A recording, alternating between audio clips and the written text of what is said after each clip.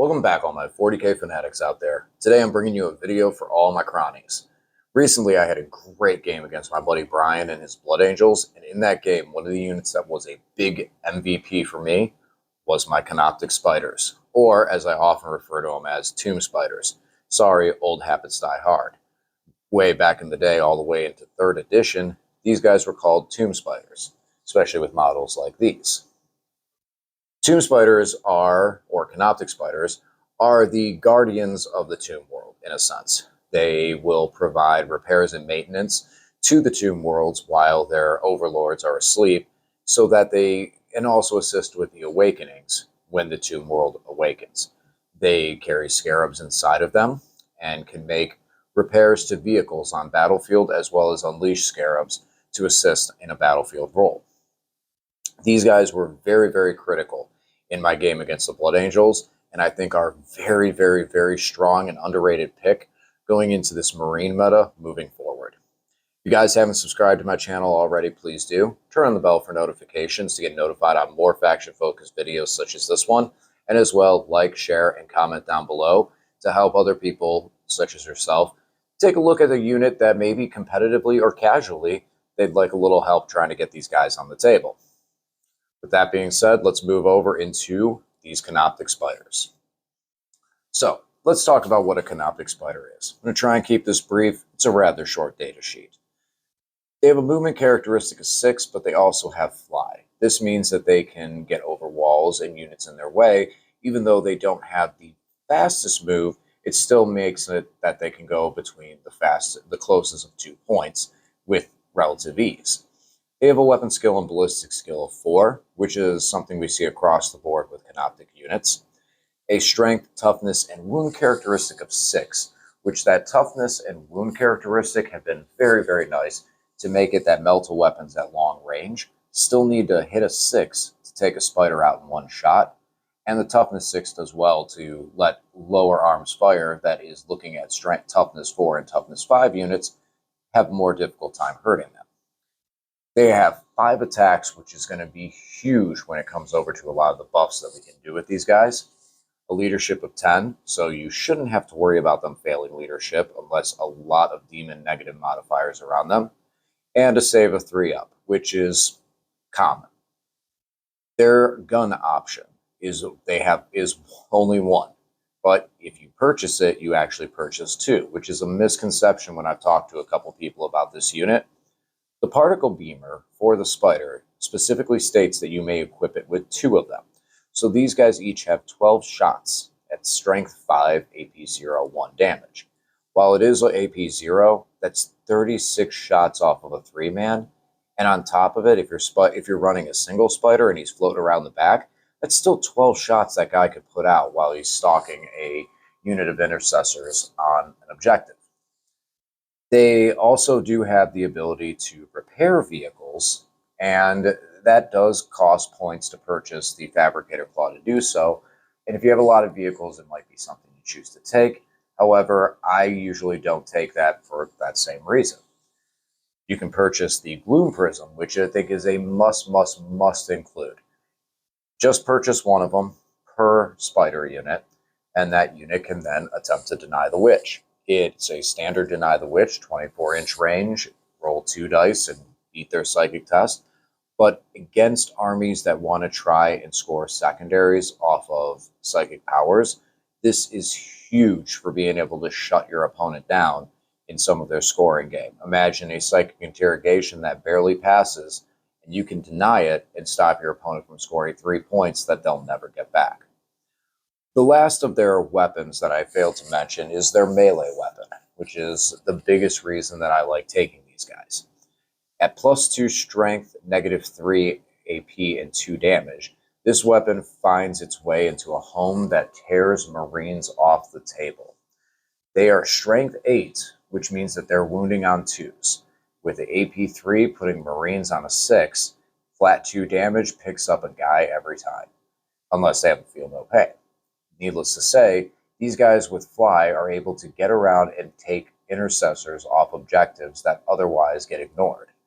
As well with that, being the fact that they can wound on a 2 or better with that strike bait means your opponent might want to use transhuman physiology on the unit that the spiders are going at.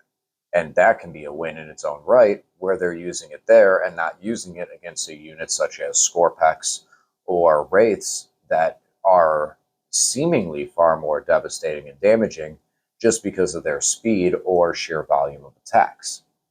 Speaking of sheer volume of attacks, Technomancer's failsafe overcharger. The failsafe overcharger states, and this is a Cryptek Arcanum, that when you target a unit, they get a Canoptek unit, it gets +1 attack, unless the unit is a monster, in which case it gets +D3.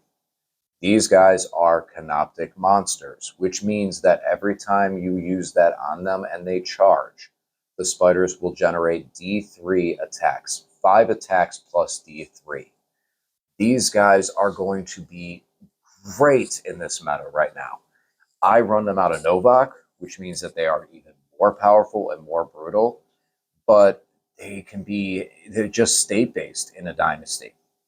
Now, as I said, I run these in Novak. So here is how I conceptualize the spiders to run in a game that maybe you can build off of. There's probably other ways to run these guys, but this is what I've found that works best. Take pieces and parts as you will. Comment down below if you see a hole in my theory, but here is where I find that you can run spiders best, casually or competitively. So to start things off, the Canoptek Spyders have that 4-up weapon skill and ballistic skill that we need to get taken care of. Being the fact that they have core, that means you could hit them with My Will Be Done. However, my Will Be Done usually does well onto some other units that we want to shoot with, or maybe even Scorpex that are going to run away. That is where the Canoptek Control Node comes in. If you take the Canoptek Control Node on a Technomancer, that Technomancer can now no longer take the Canoptek Cloak. It's one or the other. So he's going to be held to a 6-inch move. Being the fact that these guys are monsters, if one of them dies, you can still use Lookout Sir because they are a monster or vehicle that is within 3.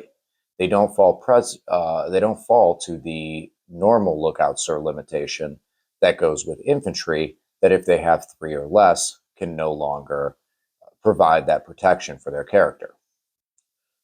So that already there is a good escort for your Technomancer to be able to keep him moving up the board, to be able to repair Wraiths, Scorpex, and put models back in those units. At the same time, for one command point, he can still repair a second time. That second time could be our core Canoptek Spyders.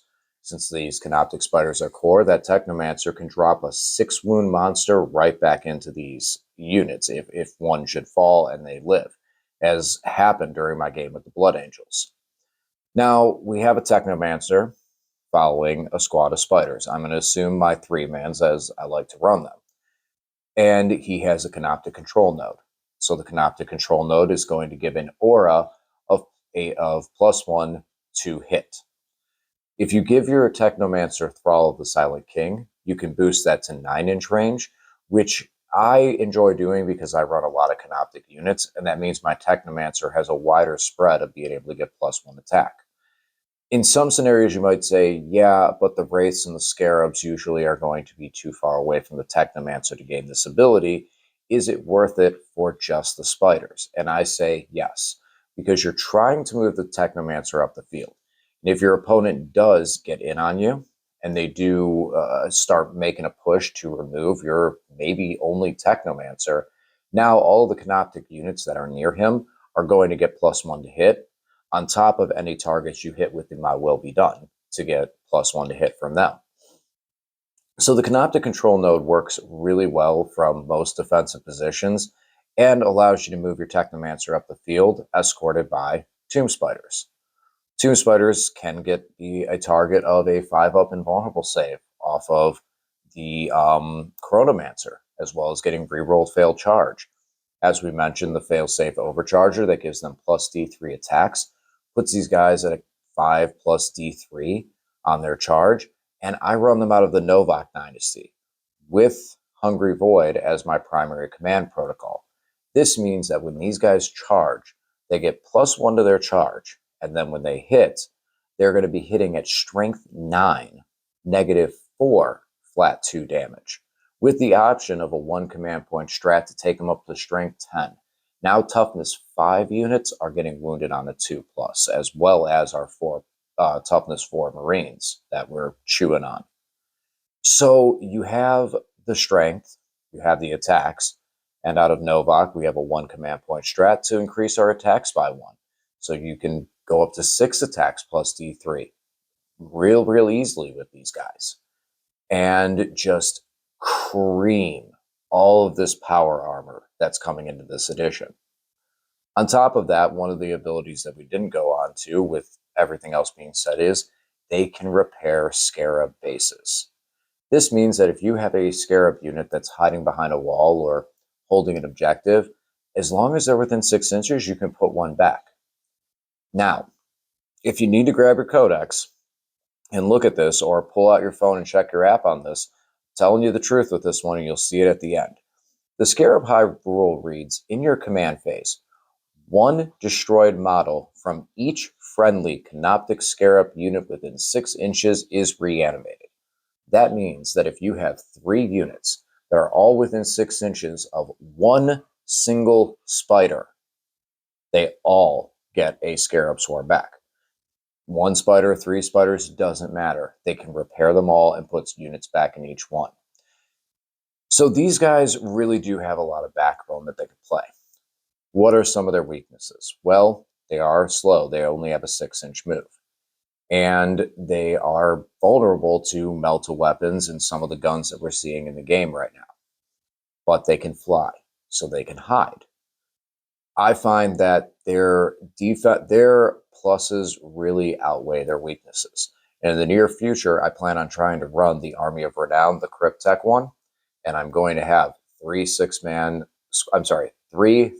squads of spiders in there. So stay tuned to see that matchup. I think that'll be fun. Not sure who I want to run that against yet. Needless to say, this is some of the things that I think about with the spiders and how I run them.